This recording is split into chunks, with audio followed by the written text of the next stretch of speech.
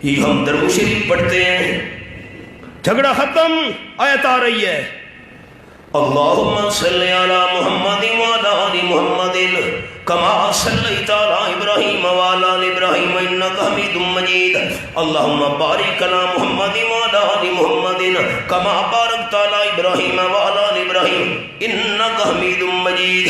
اونچا جواب دینا، اونچا آپ کے لیے دعا کروں گا۔ یہ کلمے درود شریف والے پاک ہیں کہ نہیں ہیں؟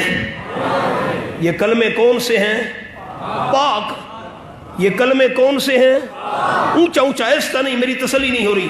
یہ کلمے پاک ہیں، درود شریف والے کلمے پاک ہیں، اللہ کا نام آ گیا، حضور کا نام آ گیا، دعا ہو۔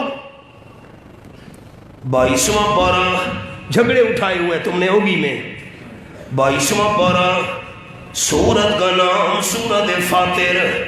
یہ میرے سامنے سورت فاطر کھلی ہوئی ہے، یہ حوالہ دیکھیے، آیت کا نمبر 10، فرمایا الیہ یصعد الکلم الطیب۔ یہ آیت نمبر، جتنے بھی پاک کلمے ہیں سارے کے سارے اللہ کے دربار میں پیش ہوتے ہیں۔ سبحان اللہ، قرآن کھولا ہوا ہے، الیہ یصعد الکلم الطیب، جتنے بھی پاک کلمے ہیں سارے کے سارے اللہ کے دربار میں پیش ہوتے ہیں۔ اس لیے قرآن کی روشنی میں ارشاد و توحید و سنت کا عقیدہ ہے، درود شریف یہاں پڑھا جائے، درود شریف مدینہ طیبہ میں پڑھا جائے، آپ صلی اللہ علیہ وسلم کی مسجد میں پڑھا جائے، یہ کلمے پاک ہیں، اور یہ پاک کلمے اللہ کے حضور میں پیش ہوتے ہیں۔ اللہ قبول کر کے اپنے محبوب پر رحمت اور برکت نازل کر دیتا ہے۔ ماشاءاللہ ماشاءاللہ۔ میں ایک چھوٹی سی مثال، حضرت خطیب صاحب ہمارے بہت بڑے ہیں، ان کی موجودگی میں کہہ رہا ہوں، میں نے سبق روک دیا۔ آپ صلی اللہ علیہ وسلم نے فرمایا، حضرت بلال، بڑی مشہور حدیث ہے، عوام دوست بھی سنتے رہتے ہیں، بھائی زیاد صاحب آسان بات عوام دوستوں کے لیے، حضرت بلال رضی اللہ عنہ، جی حضرت تم کون سا عمل کرتے ہو؟ اللہ کریم نے مجھے جنت کی سیر کرائی، مجھے اپنے آگے آگے قدموں کی آواز سنائی دی، جوتیوں کی آواز سنائی دی جا رہی ہے۔ آپ صلی اللہ علیہ وسلم نے پوچھا، جبریل، میکائیل، یہ کس کے قدموں کی آواز ہے؟ آگے آگے سنائی دے جا رہی ہے جنت میں۔ آپ صلی اللہ علیہ وسلم کو جواب دیا گیا، آپ کا غلام حضرت بلال چلتا زمین پہ ہے، قدموں کی آواز بہشت برین میں آ رہی ہے۔ ایسے مقام مل گیا، ایسے رتبہ مل گیا۔ معاف کرنا، یہ ہماری قربانیاں نہیں لگی نا، ہمیں اس لیے قدر نہیں ہے قرآن اور دین کی۔ خدا کی راہ میں کیا کیا دکھ اٹھائے ہیں، خدا کی راہ میں کیا کیا دکھ اٹھائے ہیں صحابہ نے، محبت میں نبی کی سر کٹائے ہیں صحابہ نے، گلے میں توق سینے پر ہے پتھر خون بہتا ہے، گلے میں توق سینے پر ہے پتھر خون بہتا ہے، مگر توحید کے نعرے لگائے ہیں صحابہ نے۔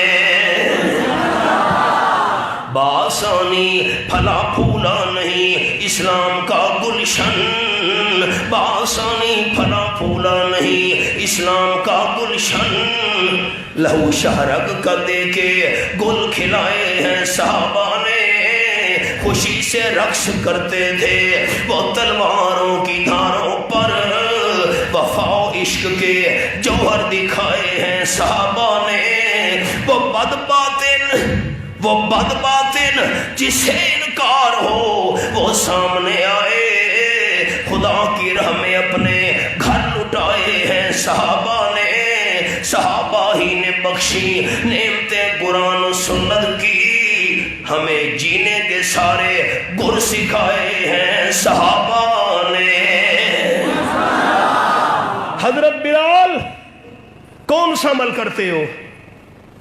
قدموں کی آواز جنت میں مجھے سنائی دی ہے، جھگڑا ختم، آپ صلی اللہ علیہ وسلم زندہ دنیاوی حیات کے ساتھ، حضرت بلال بھی زندہ۔ حضور پوچھ رہے ہیں کون سا عمل کرتے ہو؟ اگر حضرت بلال رضی اللہ تعالیٰ کے اعمال زندگی میں آپ صلی اللہ علیہ وسلم پر پیش ہوتے تو آمنہ کے لال کو پوچھنے کی ضرورت نہیں تھی کون سے عمل کرتے ہو۔ پتنی میرے عوام دوستوں نے بھی میری اس بات پر غور کیا کہ نہیں؟ آج جھگڑا چل رہا ہے، امت کی اعمال آپ صلی اللہ علیہ وسلم پر پیش ہو رہے ہیں، یہ آج جھگڑا چل رہا ہے، فیصلہ تو 1400 سال پہلے ہو چکا تھا۔ آمنہ گلال نے پوچھا کون سا عمل کرتے ہو؟ حضرت اور تو کچھ نہیں، وضو ٹوٹ جائے تازہ وضو کر کے 2-4 رکعت تحیۃ الوضو پڑھ لیتا ہوں، ہاں شاید یہی بچا ہے۔ آؤ قرآن پاک کا حوالہ 12واں پارہ، سورت کا نام ہے سورت ہود۔ یہ میرے سامنے اللہ کریم کا کلام کھلا ہوا ہے، آیت نمبر 123 سورت ہود 12واں پارہ۔ فرمایا وَلِلَّهِ غیب السماوات والارض وَإِلَيْهِ يُرْجَعُ الْأَمْرُ كُلُّهُ۔ آسمان و زمین کے غیب کا مالک صرف اللہ ہے، اور سارے کے سارے معاملات، سارے کے سارے امور، سارے کے سارے اعمال